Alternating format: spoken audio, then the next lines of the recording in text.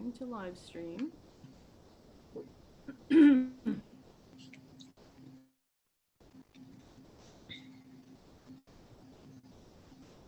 And we're live. So I wanted to welcome all of you to our Facebook Live. It's called Ichthyosis College. And today we have a panel on our call today, and Hunter Steinitz is here, Abby Evans, and Jackie Barrett. They're all first family or first adults affected with ichthyosis. And they're going to just be here to share their experiences, what to look out for. Yes, welcome to all of you guys. I really appreciate your expertise here. I also wanted to say this, these calls that we have, these Zoom calls that we've had over the last year have been brought to you with the help of Beiersdorf. And Beiersdorf has been supporting FIRST for at least a year, and well before that with the Aquaphor program. So I just want to thank them for allowing us to do this. And I want to thank our members here for participating. And I'll be popping back and forth on Facebook Live just to pick up questions that you have, but this is really for you. And, you know, feel free to ask questions. I'll pose them to our panel and, you know, we'll just go from there. So I'm going to pass the mic over to Hunter, Abby, and Jackie so that they can introduce themselves, and then we'll get talking about their experiences. So Hunter, why don't you start us off? Okay, thank you, Chris. Good evening, everybody. As Chris said, my name is Hunter Steinitz, and I graduated from college. Oh God, I have to think about this now. Let's say 2017. My college experience, I went to a private college that received public funding. I lived on campus, and I did not have roommates, but I did have living accommodations. So, and I think we have an interestingly diverse spread on our panel tonight. So I hope that one of us is able to address any questions that anyone might have. Abby, go ahead. Thank you, Hunter. Yes, so I'm Abby. I graduated in 2020. I actually just had my formal college graduation ceremony this past Sunday as part of our homecoming weekend, so that was exciting. And I went to a small private liberal arts college as well, but I kind of did everything. I lived on my own freshman year. I lived with one roommate sophomore and junior year, and then senior year, I actually lived with 3 roommates in a little bit of a different style. And I also had living accommodations all 4 years. Jackie, do you want to, I'll pass it off to you.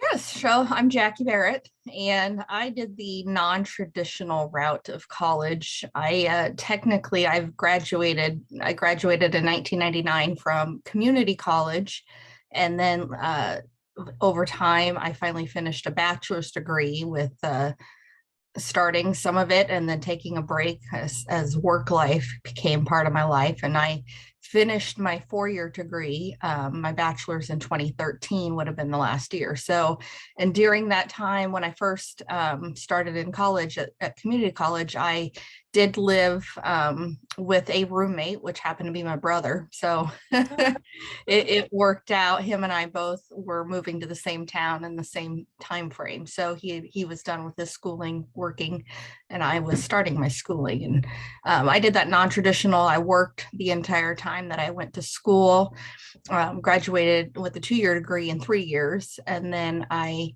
had some work life occur, and then eventually said I always wanted to finish that bachelor's degree.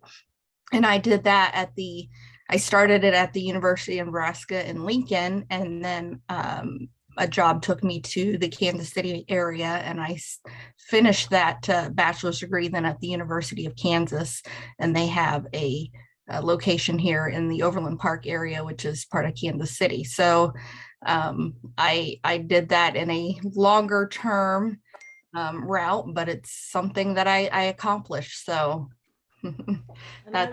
That is true. What we find is that there are so many different paths, especially even now during COVID. I feel like we've heard from so many different people postponing things or commuting or working or going to school from home, all of which lead you to the same endpoint, right? Getting through college. So congratulations to all of you. I know you're all working in, your fields, or well, I know Hunter's continuing her education. And before we get on to the further part of the call, I don't want to forget to mention too, for those of us or for those of you in the audience, there is a first, it's called UFirst scholarship on our, and you can look all about it on our website. You can apply for it, and I encourage you to apply for a scholarship. All the information is there. You'll probably start to see some information from us towards the end of the year for applications that'll be due next year, early next year. So keep your eye out on that and don't be shy. Please apply. Okay, there's a little plug for the UFirst Scholars. It's a wonderful program, and so many of our members have utilized it, and we encourage you to do that too. So Hunter, back to you. Before you had it, I mean, obviously college, there's a lot of preparation, right? Whether it's their school counselors or your parents or, anything like that, you have to get your ducks in a row very early. But in terms of ichthyosis and college, what do you think? Is there a bit of information you'd like to share that you really think was key in your adjustment to college and settling in? Absolutely. I think the advice that I gave to Abby when she was looking, and the advice I give to basically anybody, but particularly folks with ichthyosis, get to know.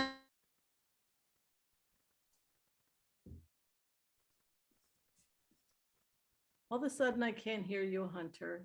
Can you guys hear? Yeah, all of a sudden we can't hear what you're saying, Hunter. And oh, there you go. We couldn't hear you all of a sudden. I'm sorry. Internet connections. Get to know your liaisons, get to know your faculty, particularly any disability services folks or disability advocates, because it's their job to make sure that you're able to have equal access to your education. So did you feel like you had to educate people, obviously, on campus about ichthyosis prior to your arrival on campus? Very much so, yes. I was very vocal up front about what I needed as far as accommodations go. I need access to a bathtub. I need some way to do my laundry that doesn't mess with other students' laundry. So those were kind of my two big asks, if you will. If you can come in with asks, specific things that you are going to need, so that they can take those on as tasks. And honestly, be willing to look at a couple different schools and compare their disability service folks if your accommodations would require, say, different or unique housing or, anything of that nature, making sure that they're aware of not just what you need, but also why you need it, so that it makes their job a little easier when trying to vie with the school to make it happen. Okay, thank you so much for that. Perfect. That's exactly what we're looking for. Abby, did you want to go next and either fill in around that topic or add something new? Yeah, well, I can definitely attest to the fact that you should start those conversations early. I did not, even though Hunter told me to. I did not start those conversations early, and I actually was looking at a school where it was just going to be every step of the way was going to be a fight. And it really turned me off from that school. And that's one of the things that made me so excited about the school that I did go to, was that the disability services liaison was just so easy to work with and so understanding and so willing to meet any needs that I did have that did come up. And some needs did come up throughout my time at college.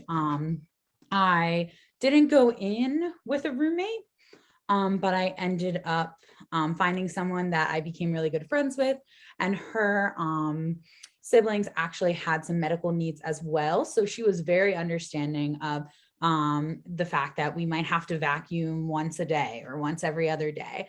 And that didn't really bother her much. So I was really grateful to find a friend like that, that I could room with all 4 years. And during my time at college, I actually didn't come in with a bathtub, but I left with a bathtub. That kind of, at first, I just kind of roughed it out and it was not great. And I eventually spoke up about my need for a bathtub, and that need was met throughout my college years.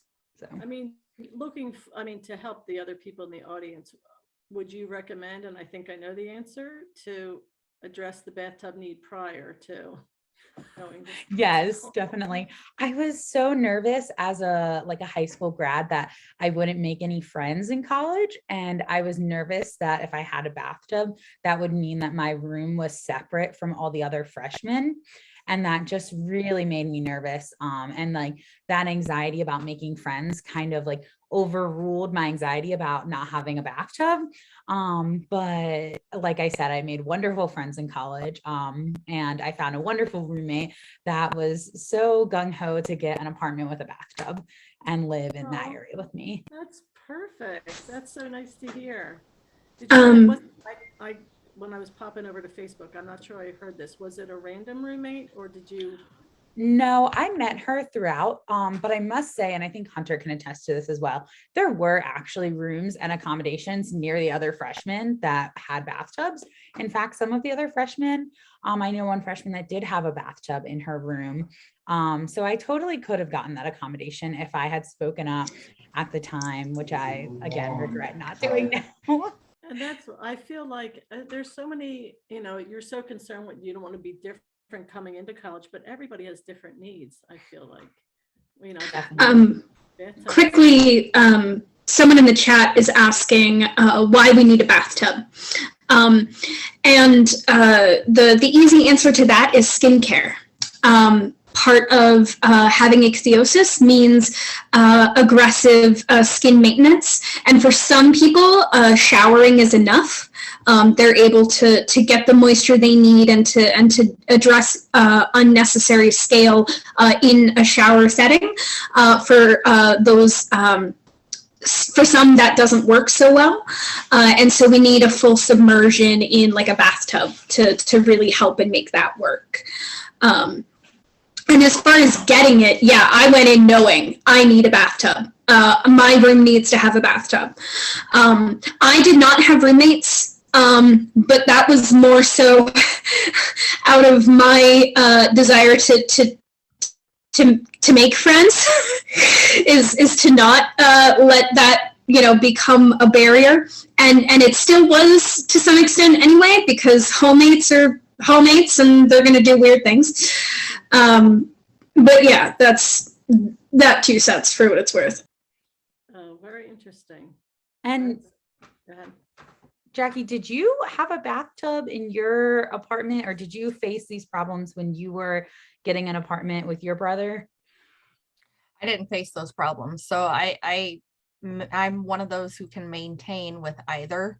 I like to have the option, but I had grown up in having both, and going into it, finding an apartment. Normally most apartments have the tub shower combo. It's, nothing special, but all of my apartments, every one of them that I had ever gotten a part of had at least one bathroom with a tub shower. So that never really became a concern for me, but that's absolutely a definite concern. I still like to have that option, even if I don't use it, but once a month sometimes. So it sometimes that's exactly that thing that you need, like you mentioned, having that extra submersion, and on those really horrible days, especially in those winter months. So but it was not a concern for me just because I had lived in external apartments all my time going to school. So Oh, I must also add to this whole situation a little bit about me. My brother owns a house about 20 minutes from where I went to college. So I would oftentimes in college go over to his house and take a bath. So I did have these other external accesses to these resources that I didn't maybe have in my dorm room. Well, you guys are lucky having your brothers nearby. That was a bonus. yep. Well, I was an hour and a half away from home. To live on campus, I was more than an hour away from family, from outside help, if you will. So I had to make sure my setup on campus was all inclusive. Definitely, which is definitely important, as I think if we've taken anything thus far, to be proactive about getting those inclusive needs. Now, when you, obviously, I guess it depends. Like, I know, Abby, you said you were weighing disability services for 2 different colleges. I guess, like, we say be proactive, but don't you kind of have to wait to see where you get into college or, if you're choosing between colleges before you can make the plans with the school, right? Like, or did you did the preliminary work with the schools while you were still weighing your options? I did it while I was still weighing options. I applied to the school that I ultimately attended, Westminster College, and after I applied, they have a visitation, school visitation, right? Like those tend to be big events where you can talk to faculty. And so during my time there, I made it a point to seek out the disability service person and have a conversation with her at that time as like, hey, I am a prospective student and I am going to have some needs. I'd like to get to know you.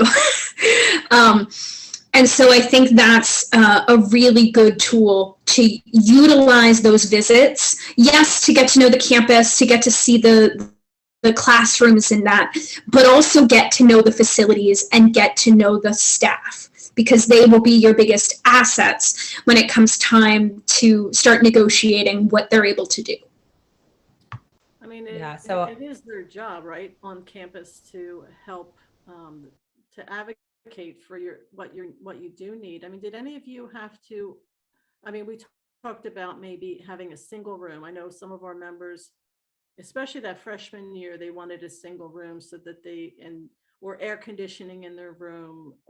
Did any of you have to fight for that, or was that a simple need that they could address? So at the school that I originally wanted to go to, I did have to fight for a window AC unit, and they were saying that my parents were going to have to pay for it and they weren't going to cover it, which is a whole nother host of issues of legality concerns with accommodations that are not the case.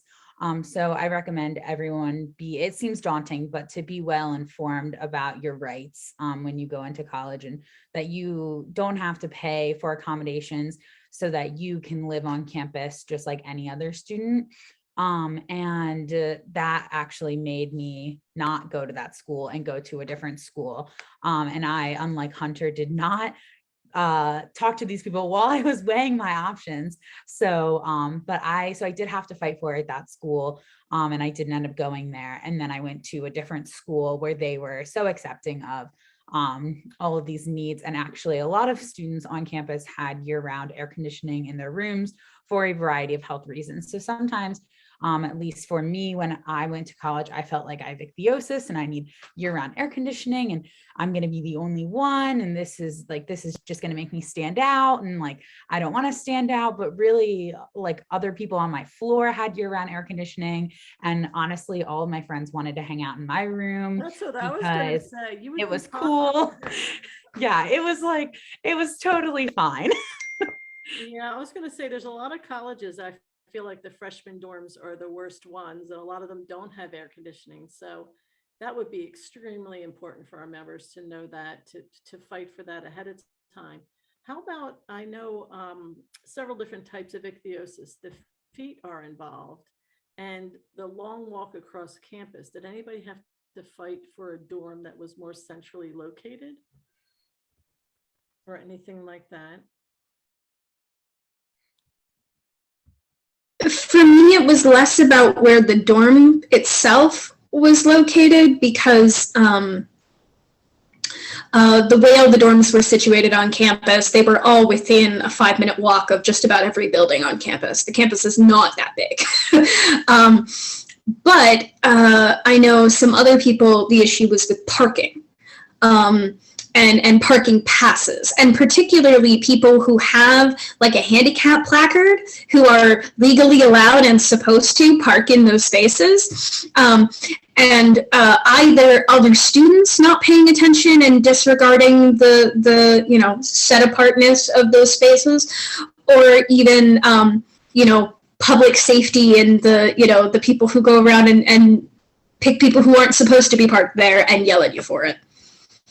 And not to reiterate this topic too much, but I actually do have a handicap placard, and my school had an option where if you didn't have a government issued handicap placard, the disability services advocate on campus could make you a specialized like sign so that then you could park closer to your dorm. Say if you like broke your leg and were on crutches, like she did this for multiple different reasons.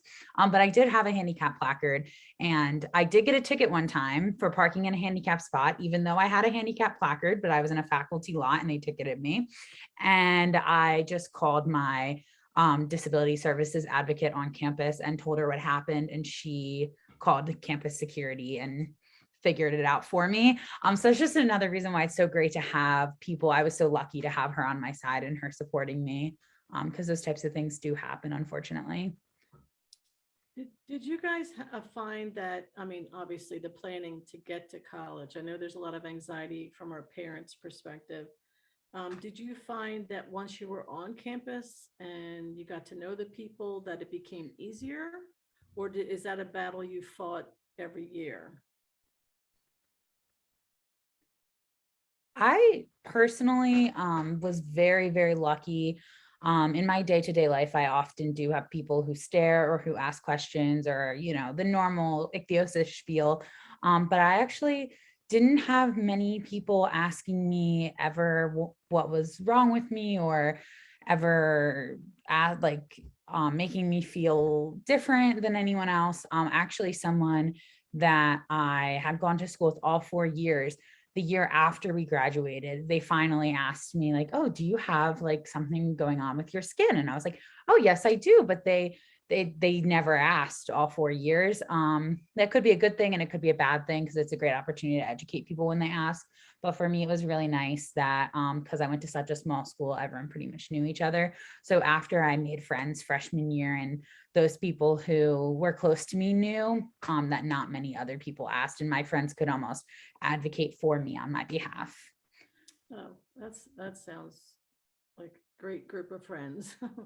Yeah, I know They were pretty great. Yeah, I know you've talked about that. It is really, I mean, even without ichthyosis, finding the right college is so important for your experience. We do have a question from Erin. She said, has anyone been to a large university and struggled to find an open handicap space near your classes? Her child is set on attending a huge university, and that's a concern of hers. Yeah. I mean, I know Hunter's, you said your college was small. I know Abby Elizabethtown's pretty small. How about you, Jackie? When I attended both the University of Nebraska and the University of Kansas, and That's cool, right?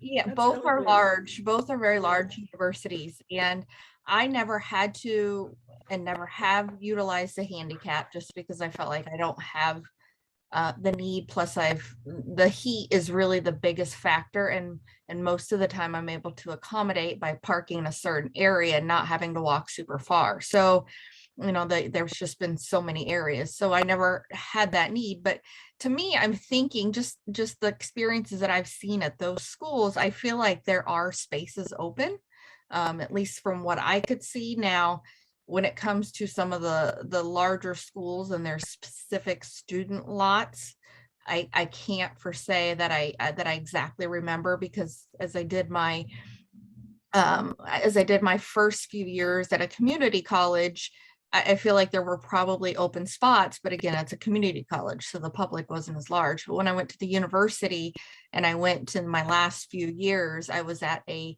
more of a non-traditional offsite campus. So, and in that place, I did see that there were plenty of spots open for handicap, just because I don't feel like there was as big of a need just in that specific location. But I feel like they're there, but definitely be something like, as Abby and Hunter both said, is just working with the disability advocate, which I never sought out. I never even thought about it going into it. It was just not something that was as a parent back when I first started in the late 90s. So it was probably there. I just wasn't aware of it. And I would assume that now it is much more prevalent, with a lot more openness of talking about differences and disabilities in this last decade or so. Yes, I think that they've come an awful long way for that very topic. I think, even if some service was not available, I think you just need to use your voice, advocate for yourself. That'll help you, give you skill set even on top of college, advocating for yourself at this point. You're away from your parents. That's part of the whole growth process through college. So that's wonderful advice. I do know a couple of friends, I should add, that have gone to University of Maryland, which is a much bigger school, University of Maryland College Park. And I know that they have a bus route, like a public bus that takes people to different spots on the campus. I know like one friend that goes there, he said that if he missed the bus, he would have like a 30-minute walk to class, but he has like a 2-minute bus ride. But I know that there have been people in the past who have worked with the disability services advocate to get either special accommodations, to get a bus that drops you off closer to your building, et cetera. So that's definitely something to look into as well. I don't exactly know what's possible at every school for that, because I went to a small school, but. Something else oh, sorry, go ahead, Jackie. Oh, I was just going to say, I would think that they would have those available in many places. They did have a whole bus service as well, the University of Kansas, which is a large laid out campus too. And also, I didn't attend there, but I travel through there often to get to my graduate level classes. I travel through the University of Pittsburgh, which is a huge campus.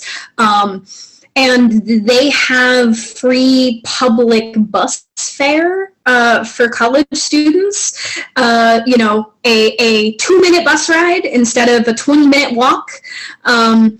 And that's available to all students, disability or not. So, yes, you do want to ask for things if you need them. Don't let the school tell you that, well, there's only 5 handicap spots, and if they're full, there's nothing we can do about it. That's nonsense. There is something they can do. But by the same token, if there are other avenues available, consider those also. Definitely. Yeah, and I've always heard that about University of Pittsburgh, that the transportation is wonderful. And even somewhat smaller schools, there's a lot of shuttles that go back and forth. You do have to plan ahead, or you have to set aside more time, to wait for a bus or a shuttle. But it seems like the transportation, they have figured that out. And even for safety purposes in the evening, a lot of even the bigger schools and smaller schools offer, if you wanted, my daughter goes to Temple, and if she had a night class, she can call and they'll have security come pick her up. So it is all about asking and advocating. That's very important. Yeah, all the schools that I went to had noted areas in which you could say, hey, you need an escort, or there was a great lighting or some sort of safety area of something. So they take that into account. And that was even clear back when I went in 90s to throughout the thousands. So in my college, the campus itself was rather small, but there were other campus owned buildings, let's be honest here, frat houses, that were walking distance away, but that the public safety did offer free and safe transportation, so you know, to discourage drinking and driving, and that kind of thing. So oftentimes campuses will have those services available. So just know that they're there, keep an eye out for them, ask about them. Now, we talked about, you know, finding roommates, and I'm sure there's a lot of anxiety for everyone to try to figure out if they want a roommate, if they don't want a roommate. A lot of times I know kids nowadays, well, and I'm probably dating myself, Facebook, people will go on Facebook and find roommates right now. Maybe now it's Instagram or TikTok at this point, but did you bring up the subject of ichthyosis with a roommate prior to going to school? I know this is a very personal decision and there's no right or wrong answer. I'm just interested to see what you guys did prior to school. Yeah, so I had a roommate. I didn't have a roommate freshman year. I lived on my own, and that was great freshman year, although it was tough not having a roommate that you could like do everything with. It was also good because some first years don't like their roommates, so I kind of escaped that. I kind of escaped the random roommate.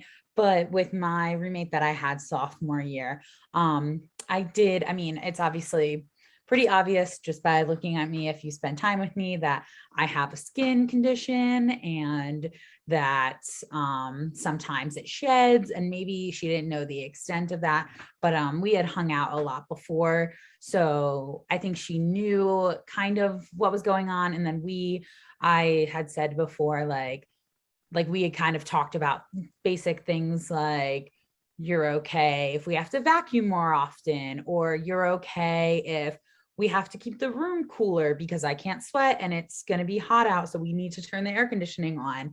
And she was kind of okay with all those things. Matter of fact, she loved to sleep in the cold with lots of blankets, so that worked perfectly. So I think I tried to more so address the ways that my skin would affect her living in the room before we lived together. And I didn't really go into too much detail about my skin condition, but more so like, hey, these are a few things that might make it a little bit more challenging to be roommates. So let's talk about them first. So you felt, yeah, being upfront made it easier for both of you, probably, right? Yeah, definitely. Because then, yeah, we both knew what to expect. And it wasn't like we got into the room on the first night and she was like, I want to turn the air conditioning off. And I was like, whoa, I can't sweat. Yeah, so that was good. I always joke with my kids when they were in college, like, with all the communication tools available to all you young people, it's amazing sometimes that the communication isn't that great, because there's people are afraid to speak up and say what they need, or if there's a problem with a roommate, to try to figure it out. So I'm with you, Abby. I think I would be upfront, but like I said, there's no right or wrong answer. It's whatever you're comfortable with. I know, at least for me, I purposely went in like, I don't want a roommate. And that mostly had to do with the fact that I'm not always the most organized person on a good day. So adding another roommate to that would be impressive and stressful. So I forgot to mention this up at the top. I did study abroad for a semester. And in that circumstance, I did, in fact, have a flatmate, because I was in London, and so they're flats, not apartments. My host person, we shared a house together, and this was a total stranger. And you know, I went into the process of knowing I was going to have a host upfront about, I have this condition. It will look like this. Not just like what I look like, but what living with ichthyosis is like. There is skin, there is lotion, there there are certain things that come about just by living in the same space with someone, and wanting to be upfront about those things, so that they could make that choice knowingly. Yeah, I definitely agree that it's a lot different being upfront about something when someone is choosing to accept your situation and they are like, I want to be roommates with you or flatmates. And I know all of these things that I'm getting myself into, then if you have a random roommate that you're just put with, and then on the first day, you're kind of like, oh yeah, and by the way, we're going to have to keep the room at 65 degrees and I'm going to have to vacuum once a day. And once in a while, some skin might get on your chair because we share your chair. And I'm really sorry, but there's nothing I can do about it. So definitely going into that and someone just being prepared for the situation ahead of time, I think helps a lot. Yeah, it's a lot about respect for each other. It goes a long way because roommates can be tough, on a good day. But Jackie, is there something that you experienced in college that you'd like to share with everybody? Something maybe that we didn't talk about, or did anybody, or did you have an internship while you were in college or anything like that? I did not. I that's why I feel like, my experience, and I love listening to both Abby and Hunter because their experience is more of that traditional route. And I was more deathly scared to take that traditional route. And I appreciate them sharing these, because had I, if I would have known that, or had I had someone like them saying, these are the things to do, I may have chosen a more traditional route. But since I chose to live off campus in an apartment, knowing that that's how I accommodate my needs. My most thing that I could say that I was concerned with the most is whoever I live with has to know that I take a longer shower, and we have to just get a time frame, and it's like, I'm going to be in here this amount of time, or what is your time frame? That's really the biggest thing that I ever had to worry about is, okay, shall I get up first and get ready, or will you be quick enough so that I can get in and get my thing done? And I was fortunate to live with, again, I lived with my brother for a couple of years, but then I did eventually live with a couple other lady roommates. And two of them were from my hometown. One of them happened to be one of my friends that I grew up in diapers with. So she's the one who said to me, hey, we need another roommate. Will you come live with us? You can have this bedroom that's your own, and you'll have your own bathroom. And I'm like, boom, that's great. So, I helped her out of a situation in which they needed a third to finish out a lease. And then at the end of the day, we just worked really well. And then we just somehow figured it out. This was my time frame, and then I could use my private room to finish getting ready. But, I couldn't get in and out of the shower in 5 minutes. Sometimes it was 15, sometimes it was 20, and everybody was able to work it out. So I didn't have those other types of talks. I guess I was very fortunate looking back now with the people that I did have a roommate with. Again, I mean, the other gal, I may have grew up with her, and the other gal was one of her classmates who was in nursing school. So I never even had a conversation with her about my skin. More than likely, she already was aware of it, having us gone to the same elementary school for so many years, and just knew who I was. So I never had to have any of those talks. But again, totally appreciate Hunter and Abby throwing out how it worked for them. So it is interesting in life. It's like the things you worry about don't tend to happen, and then the things you're unprepared for, that's what hits you like a truck. But I think it's so impressive, Hunter, that you took advantage of the international travel too. That's pretty cool.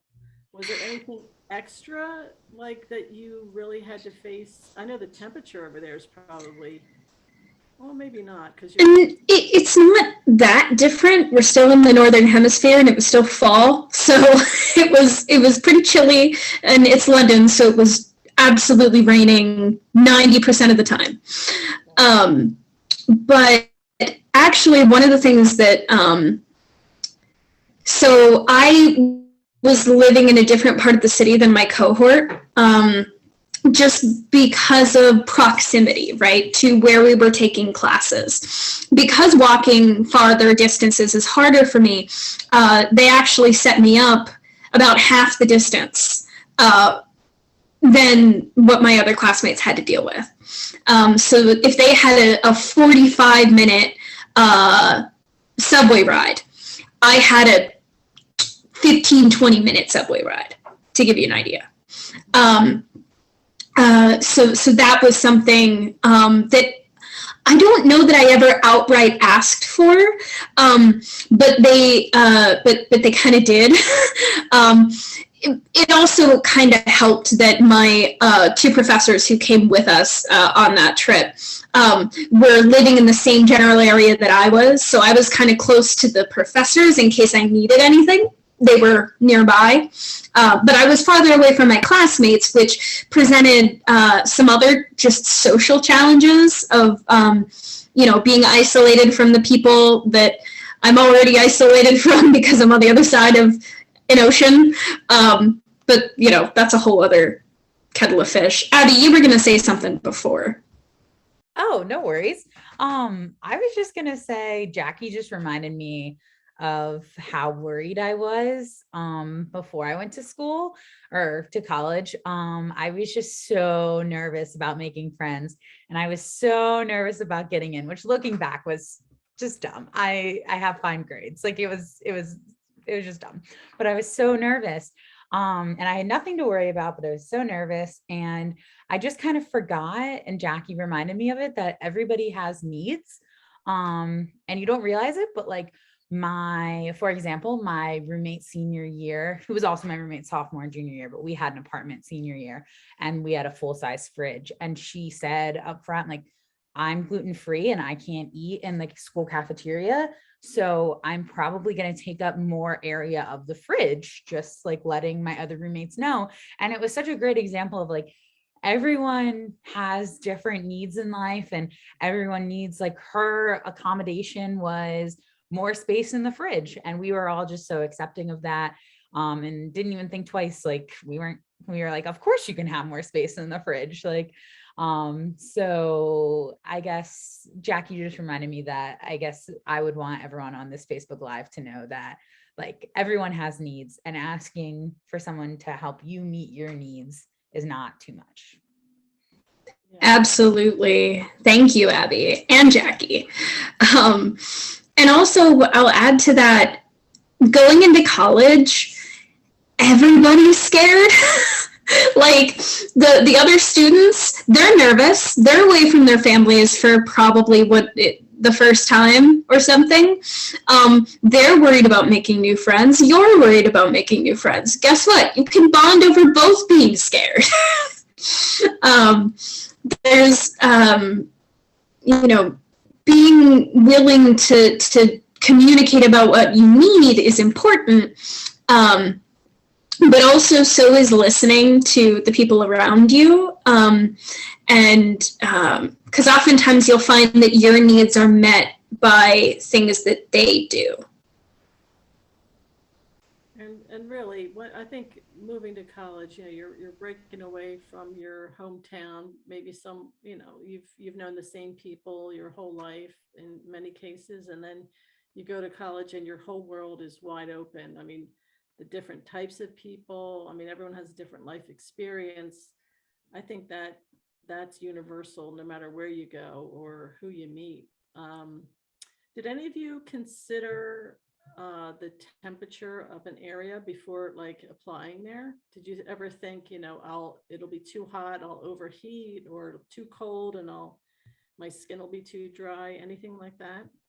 I vacationed in San Francisco when I was a freshman in high school, and the weather there is so nice. And I'm from Pennsylvania, Maryland area, for those of you who don't know, and it's just much more humid, and the summers are much hotter. Obviously not as hot as like down south, but still. And the winters are pretty dry. And I so badly wanted to go to school in San Francisco after that vacation, and my parents told me no. Oh, I was going to say, did you apply anywhere? No. No. My parents were like, that's way too far away. You're not going there. Exactly. I can't say I blame them for that, especially if something went wrong. Yeah, I mean, I don't think that would have been a good idea just because I'm like very close with my family, and I think it would have been very hard for me. Not that you can't go cross country to school, but I just don't think that was the best decision for me at the time. But I did factor that in when I went on vacation there. I was like, this would be really nice to go to school here. Yeah, it would be even to just try a different climate, yeah, how it would affect you, or that's interesting. I didn't know if anybody else had any other tips before we close this one out. Any of you, Hunter, Abby, Jackie? The biggest thing I would say is make friends and make friends early, because just like Abby said, having friends that are on your side, both in the faculty, obviously, but Oh, your sound just Oh, went Hunter, off we can't again. hear you again. Hunter, we can't hear you all of a sudden. I think her Wi-Fi is in and out. Mhm. If I had to guess, she said, oh, am I back? I'm sorry. I was going to say that would be good, Abby. Freshman year, I got hit with a flash fever, and I couldn't walk, so I couldn't walk to get food. So I had to send my friends, "Hey, I'll buy you something later. Go get me lunch," because I'm literally unable to walk outside of this room. And having other people around you, yes, in a supportive sense, but also in a camaraderie sense, right? Like, yeah, just get to know people. That's my biggest tip if I had to boil it down to one thing. Very good tip. Abby or Definitely. Jackie, anything else?